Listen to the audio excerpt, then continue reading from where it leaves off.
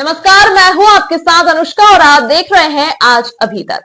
नमाज आखिर सड़क पर ही क्यों? जी हां, ये प्रश्न ज्यादातर लोगों के मन में उठता है। हाल ही में दिल्ली की एक घटना सामने आई है जिसमें नमाज पढ़ते लोगों पर पुलिस द्वारा क्या कृत्य किया गया सभी ने देखा और उससे दुखी भी हुए, जिसके चलते संबंधित पुलिस अधिकारी के विरुद्ध कार्रवाई कर उसे सस्पेंड भी किया गया, जो कि विधि संगत था। परंतु उसके बाद हुई पुलिस अधिकारी के ऊपर हुए हमले की घटना ने कई प्रश्न खड़े कर दिए हैं।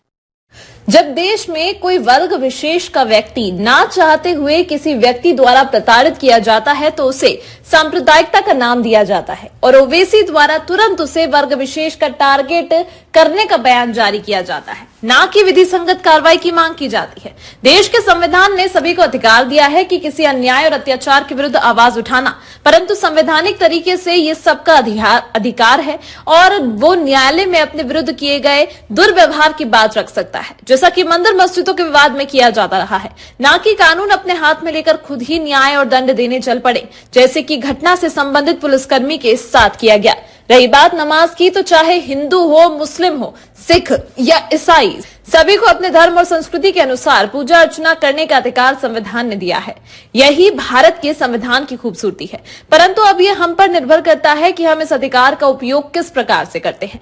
देश में मंदिर भी हैं, मस्जिद भी हैं, गुरुद्वारे भी हैं और गिरजाघर भी हैं, जो पूजा अर्चना करने के पवित्र स्थान माने जाते हैं और सभी लोग लगभग अपनी श्रद्धा के अनुसार वहां जाकर पूजा पाठ करते हैं, ना कि सड़कों पर या ट्रेनों में, भले ही जिससे दूसरों को तकलीफ हो या अव्यवस्था फैले।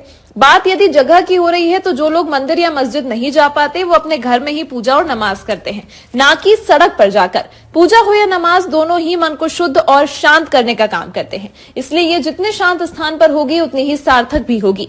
रही बात की नमाज को सड़कों और ट्रेनों में पढ़ने की, तो सुनिए पाकिस्तान की इस मुस्लिम बहन ने नमाज पढ़ने को लेकर क्या कहा।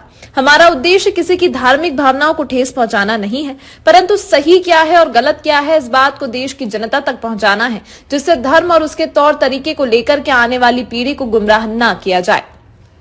आज देश में मोदी की गारंटी की सरकार है, जिसका उद्देश्य किसी वर्ग विशेष को लाभ पहुंचाना नहीं है, बल्कि देश में रहने वाले, चाहे वो हिंदू हो, मुस्लिम हो या किसी भी धर्म समुदाय का हो, उन्हें देश के विकास की मुख्य धारा में जोड़ना है।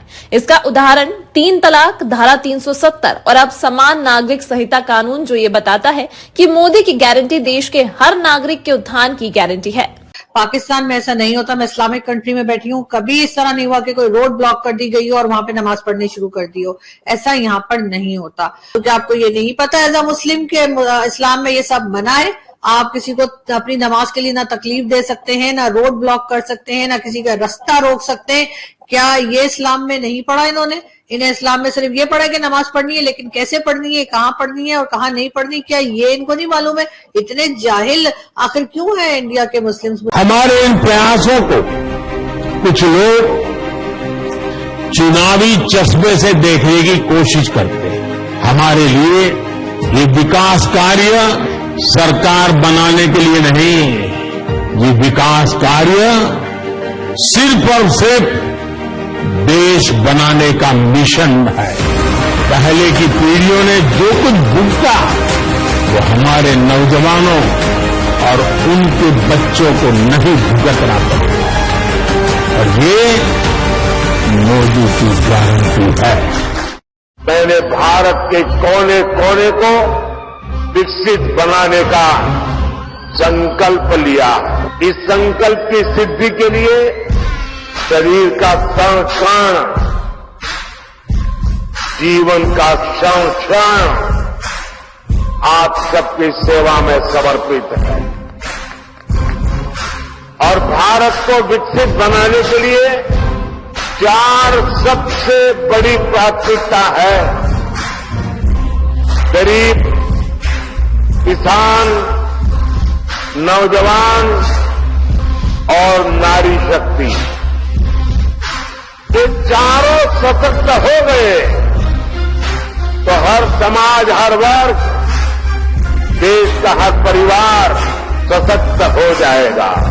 आज किसानों को सिंचाई की सुविधाएं मिल रही हैं, गरीबों को पक्के घर मिल रहे हैं, गांव की मेरी बहनों को आर्थिक मदद मिल रही है, और नौजवानों का भविष्य बनाने वाला इंफ्रास्ट्रक्चर मिल रहा है।